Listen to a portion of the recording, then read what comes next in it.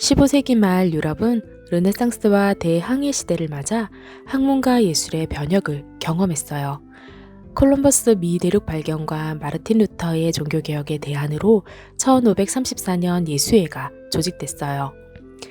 예수회는 선교를 목표로 현지 언어 습득을 선교 기초로 생각하며 군대 조직처럼 운영됐어요. 예수회는 신학과 철학 과목 외에 문법, 수사학, 논리학, 수학, 기하학, 천문학, 음악 등의 인문학과 과학을 배우게 했어요. 5세에서 9세까지 라틴어를 익히고 10세에서 13세까지 그리스어와 수사학, 시, 역사를 배우고 14세에서 23세까지는 고전문학, 논리학, 철학, 물리학과 신학 등을 배웠어요. 이 과정을 마친 예수의 선교사는 인문학자이자 과학자로 서양 학문을 무기 삼아 적극적인 동양 선교 활동을 펼쳤죠. 중국과 조선의 지식인들은 이러한 서양 과학과 기독교 교리 번역서에 관심을 가지게 되었어요.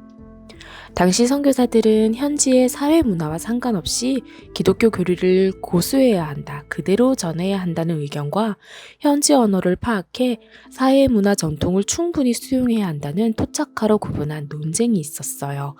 토착화로 중국 가톨릭 포교의 돌파구를 마련한 예수의 대표 선교사는 마테오 리치예요. 그는 중국 황실과 사대부를 대상으로 서양 학문을 내세워 기독교를 전했어요. 중국인 서광계와 이지조의 협력으로 다양한 서양 저서들을 한문으로 번역했어요. 서광계와 함께 번역한 수학과 기하학 저서인 기하원본, 측량법의, 측량이동, 동문산지, 구고의 등이 있으며 이지조와 번역한 천문학과 세계지도 저서인 경천의 곤여만국전도, 홍계통 헌도설, 황용교의 등이 있어요. 곤여만국전도는 세계지도로 다양한 서양의 지명을 포기하였고 각 지역에 대한 지리적 정보와 천문과 여법에 관한 지식도 서술되어 있어요. 조선에서는 1603년 선조에게 이광정과 권희가 곤여만국전도를 바쳤어요. 조선에서 제작된 곤여만국전도는 지도의 여백에 각종 동물, 어류, 범선 등의 그림을 삽입하였다는 게 특징이래요. 중국과 조선을 비롯한 동양 지식인들에게 서양의 지리와 정보는 중국 중심의 세계관을 탈피하게 하는 계기가 되었어요. 1610년 홍길동 저자로 유명한 허균은 명나라 사신신분으로 한역 서학 지도와 천주교 기도서 외에 4,000권의 서적을 구입했어요. 허균이 가지고 온 서적의 영향으로 조선에 가톨릭이 전파되었다라고 추정하고 있어요. 예수의 선교사들은 기독교 교리의 참뜻을 최대한 살려서 중국어로 번역하고 전하는 일이 핵심 과제였어요.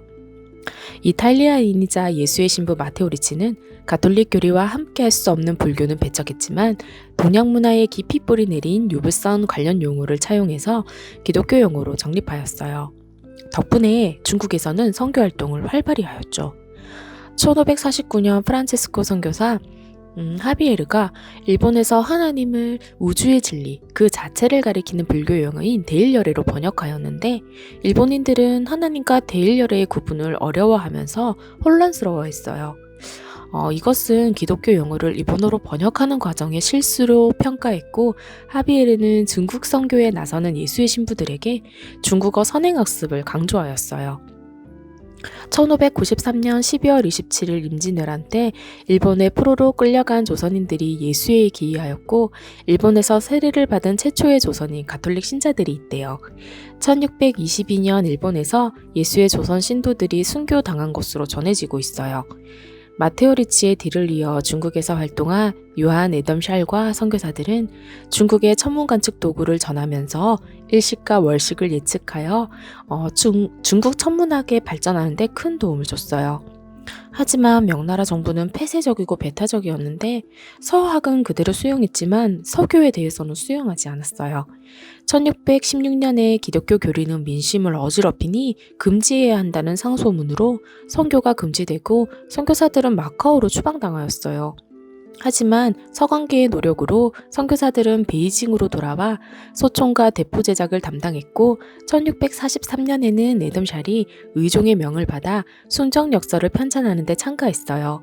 중국 최초로 채택된 서양 역사로서 이후 중국 농민들의 농경에 많은 도움을 주었어요. 이는 중국 정부와 중국인들을 대상으로 한 선교를 더욱 원활하게 해주었어요. 조선에서는 1636년 병자호란에서 승리한 청나라가 포로로 왕세자인 소현세자와 왕자 복림대군을 심양으로 끌고 갔어요.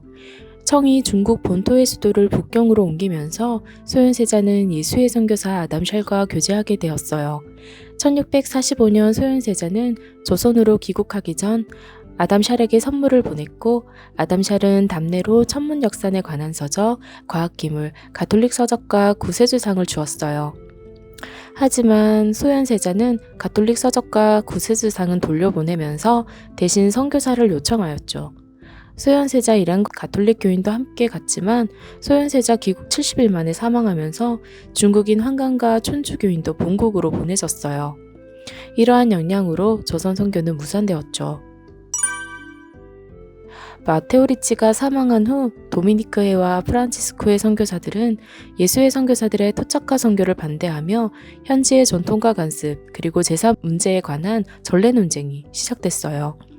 마테오 리치가 소속된 예수회는 유교를 용인하고 하나님을 천주, 상제, 천이라 번역하였고 공자를 숭배하는 의식을 인정하며 중국 고유의 전통 관습 사이의 마찰을 피하였어요.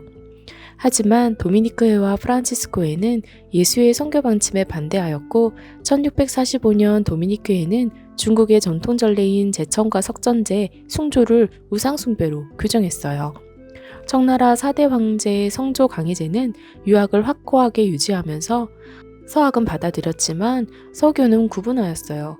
특히 선교사들의 전례 논쟁은 중국의 가치관을 해치는 것으로 판단하여 1706년 선교활동을 엄격히 통제하는 정책을 발표하였고 도미니크회와 프란치스코회 선교사들은 모두 국외로 추방하였어요.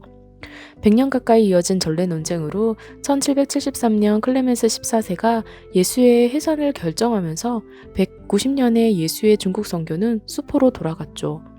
이후 청나라는 아편 전쟁 뒤 120년 동안 세국 정책으로 중국 선교는 어렵게 됐어요. 교황청의 조상제사 금지 조항은 조선의 가톨릭 공동체에도 영향을 주었죠. 당시 조선에서 조상제사를 지내지 않는 것은 불효이며 천륜을 벌이는 행위로 여겨지며 정치 문제와 맞물려 가톨릭 박해로 이어졌어요.